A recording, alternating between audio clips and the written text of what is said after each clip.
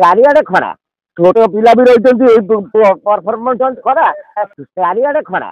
ଛୋଟ ପିଲା ବି ରହିଛନ୍ତି ପରଫର୍ମାନ୍ସ ଖରା।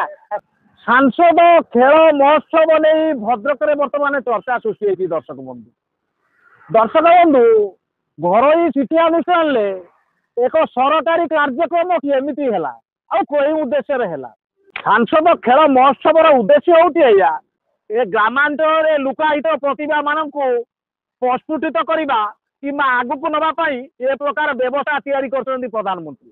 ସେ ପ୍ରଧାନମନ୍ତ୍ରୀଙ୍କର ଉଦ୍ଦେଶ୍ୟ ଅଛି ଯେ ଗ୍ରାମାଞ୍ଚଳ ଶିକ୍ଷା ସହିତ ଖେଳର ମଧ୍ୟ ବିକାଶ ହଉ। ଯାହା ବି ହଉ ଏହା ନିଶ୍ଚିତ ଭାବରେ ସ୍ୱାଗତ ଯୋଗ୍ୟ ପଦକ୍ଷେପ। କିନ୍ତୁ ଭଦ୍ରକ ଜିଲ୍ଲାରେ ଏହାର ସମ୍ପୂର୍ଣ୍ଣ ଅନିୟମିତତା ଦେଖିବାକୁ ମିଳୁଛି। ଅନିୟମିତତାର ଅର୍ଥ କ'ଣ?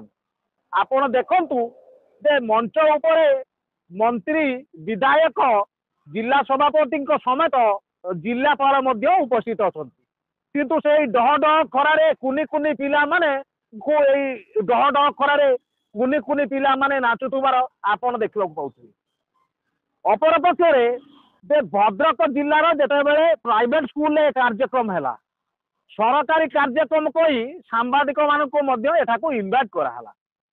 କିନ୍ତୁ ସାମ୍ବାଦିକ ମାନଙ୍କ ବସିବା ପାଇଁ କୌଣସି ବିଧି ବ୍ୟବସ୍ଥା ନାହିଁ।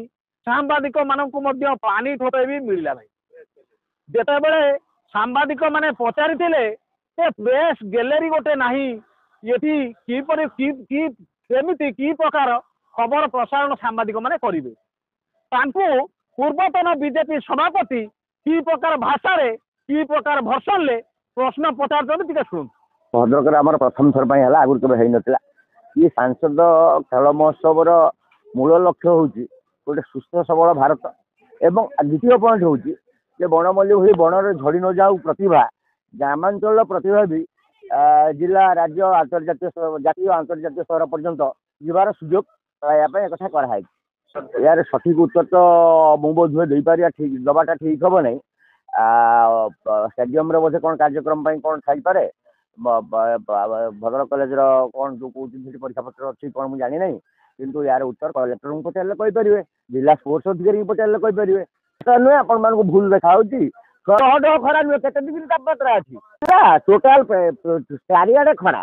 ସାମ୍ବାଦିକଙ୍କୁ ଏମିତି ଆଉ କ'ଣ ମାନେ ଏଟା ଗୋଟେ ସରକାରୀର ବ୍ୟବସାୟରେ ପ୍ରୋଗ୍ରାମ କ'ଣ ହେଇଛି କ'ଣ ନ ହେଇଛି ଏଇଟା ନାହିଁ।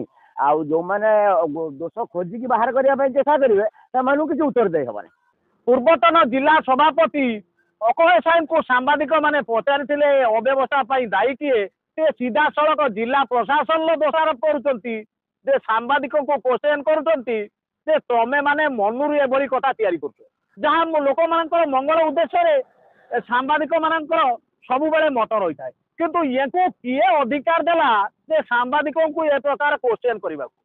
ବୁଦ୍ଧିଜୀବୀଙ୍କ ମହଲରେ ଆଲୋଚନା ହେଉଛି ଯେ SBD ଇଣ୍ଟରନ୍ୟାସନାଲ ସ୍କୁଲକୁ ପ୍ରମୋସନ କରିବା ପାଇଁ ଏଇ ଯେଉଁ ଭଦ୍ରକ ସାଂସଦ, ଭଦ୍ରକର ଜିଲ୍ଲା ସଭାପତି ଏଇ ଯେଉଁ ପ୍ରୟାସ କରିଛନ୍ତି ନିଶ୍ଚିତ ଭାବରେ ନିନ୍ଦନୀୟ।